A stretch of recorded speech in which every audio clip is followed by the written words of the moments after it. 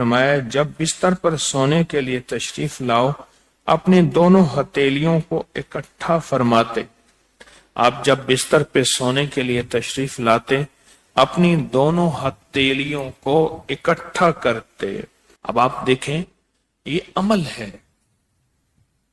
ایک بندہ کہتا ہے کہ ہتھیلیوں کو اکٹھا کرنے کی کیا ضرورت ہے، ایسے ہی پڑھ لے.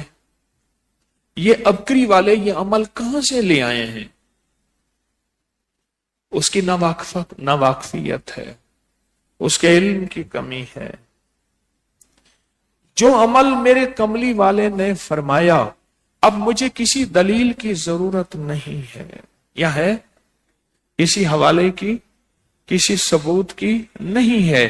جو میرے حضور نے فرمایا بس حق ہے، حق ہے اور حق ہے.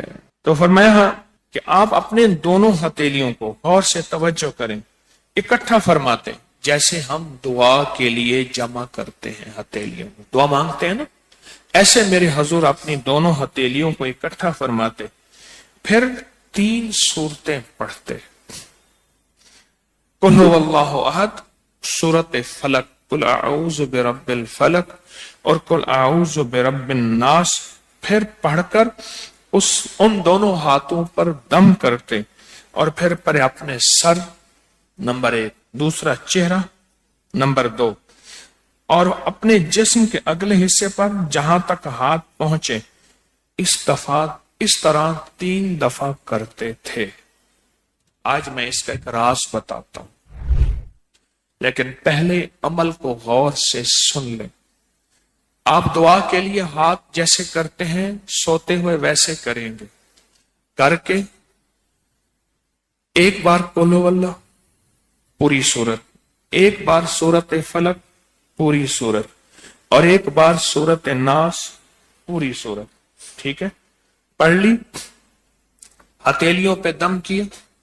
دم کرنے کا پہلے سر پر اوپر سے شروع کرتے حضور، سر، پھر چہرہ، چہرے کے بعد اپنے جسم کے اگلے حصے پہ جہاں تک ہاتھ پہنچتا، پھر پچھلے حصے پہ آپ پھیرتے، اگلے حصے پہ پھیرتے. پھر دوسری دفعہ ایسے کرتے، ہاتھ پھیلاتے دونوں ہتھیلیاں، پھر یہ 3 سورتیں پڑھتے، پھر ایسے کرتے، پھر تیسری دفعہ بھی ایسے کرتے تھے. اس کے فائدے کیا ہیں؟ میں فائدے بتاتا ہوں. ابن عباس سے روایت ہے کہ جو شخص سوتے وقت قل هو اللہ اور معوذتین فلق اور ناس 3 بار پڑھ لے، اگر اسے اس رات موت بھی آ گئی تو شہادت کی موت مرے گا، اگر زندہ رہا تو گناہوں سے پاک کر دیا جائے گا. سوتے وقت یہ عمل 3 دفعہ کر لے.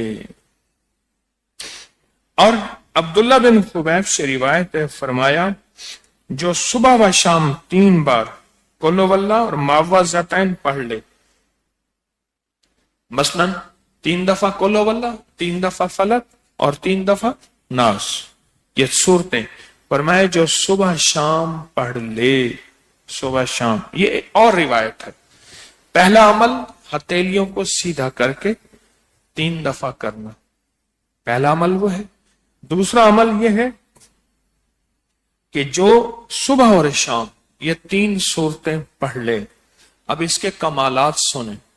فرمایا یہ تمہیں ہر چیز سے کافی ہوگی، بس اب تمہارے لیے اللہ کافی ہو گیا. اب تمہیں کسی چیز، کسی پریشانی، کسی دکھ، کسی تکلیف، کسی ناکامی، کسی مصیبت کو انشاءاللہ آنکھوں سے نہیں دیکھو گے. یہ جو ہم دعا کے لیے ہاتھ پھیلاتے ہیں یہ دراصل کشکول ہے کہ مولا میں خالی ہوں، میں فقیر ہوں، میں منگتا ہوں، میں پیاسا ہوں، میں عاجز ہوں، اور تو شہنشاہ ہے، مجھ فقیر کو عطا فرما. ہم دعا کے لیے ہاتھ پھیلاتے ہیں تو دو بندہ دونوں ہاتھوں میں دعا کے لیے ہاتھ پھیلاتا ہے اور پھر یہ 3 صورتیں پڑھ کے پھونک مارتا ہے. ان تمام 3 صورتوں کا نور، اس کا سرور، اس کی برکت، اس کی رحمت اور اس کی عطا اس کے ہاتھوں پہ آتی ہے، پھر اس ساری عطا کو اپنے پورے جسم پر پھیرتا ہے، تو ایسے ہے اس کے پورے جسم پہ ایک نور کا حصار، دیوار، ایک نور اس کے جسم پہ، پھر اس کو دنیا کا کوئی حسد کا تیر، کوئی جادو کا تیر اس پہ وار نہیں ہوتا، کوئی دشمن کا ایسا تیر جو انتقام کا ہو، ناکامی کا ہو، پریشانی کا ہو، اس تیر کا وار نہیں ہوتا۔